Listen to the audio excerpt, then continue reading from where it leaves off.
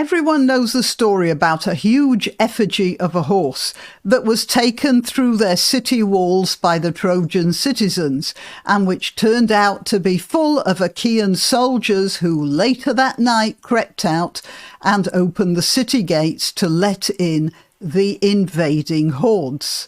We all know that story. How many of us know about the Trojan priest, Laocoön, the only man in Troy to say the horse was a deception that was somehow going to be used to destroy the city? Nobody wanted to listen to him. If you want to know more about Trojan horses of various sorts, stick around. I'm Granniopteryx.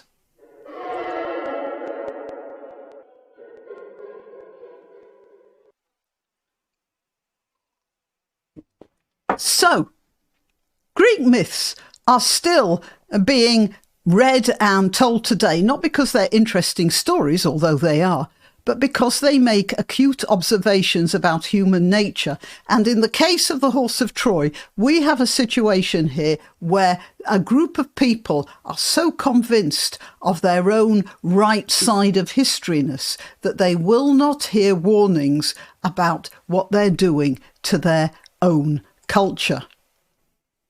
So, to backtrack. Troy was being besieged by a coalition of Achaean armies. They were there for 10 years, and not having got anywhere with that, they worked out a subterfuge.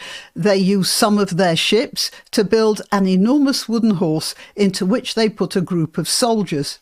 Different stories say hundreds of soldiers, some say only 10 of them. It doesn't matter. The point is, the horse was built so big that it was too big to get through the city gates. And that's important. Hold that thought.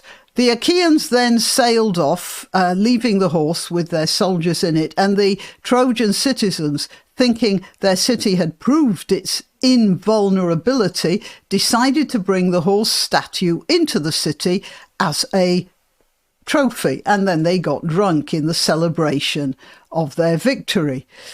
I did say the horse was too big to go through the gates, didn't I? So what they had to do to get it into their city was break out the wall over the top of the gates to get it through, which meant that even if the soldiers had been discovered before they could sneak out and opened the gates to let in the rest of the Greek army, the doorway would not have been strong enough to withstand a determined attack anymore. Now, there was a priest called Laocoön who shouted at his fellow citizens that this was a trick, and that breaching the walls was an insult to the city's patron god, Poseidon, the god of the sea, the god of Troy, and this is important, the god of horses. And then Laocoön stuck a spear into the belly of the wooden horse. Probably not a great idea, as I said, since Poseidon was also the god of horses. And everyone laughed at him.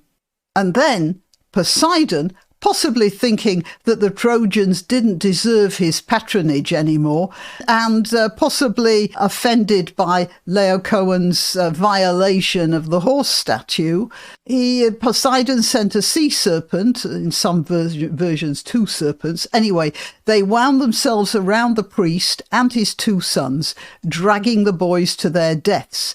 And in some stories, Laocoön as well, depending on the version.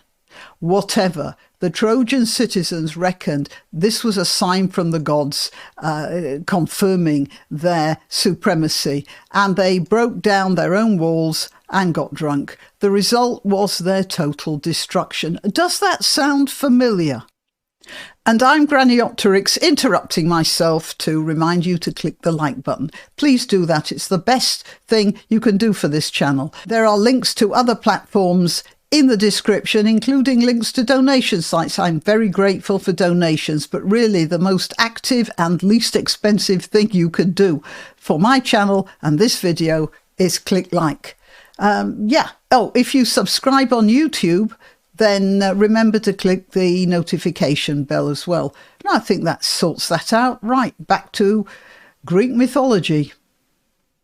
It happened because the people of Troy had become complacent about the strength of their own culture and their military. And they were on as I said, the right side of history, so nothing could touch them.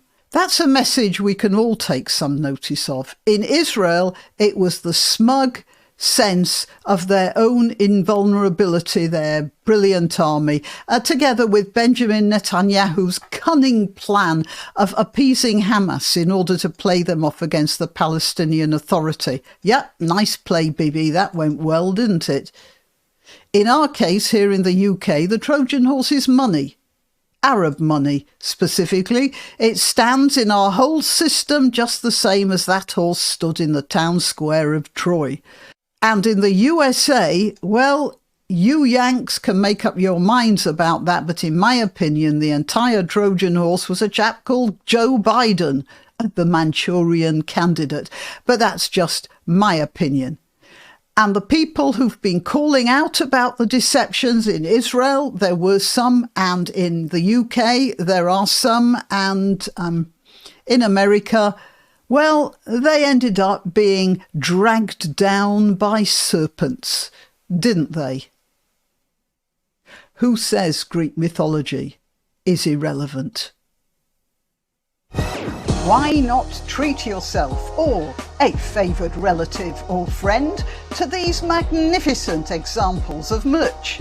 The mugs and t-shirts come in the granniopteryx design or Granbo with a firearm or the more deadly knitting needles.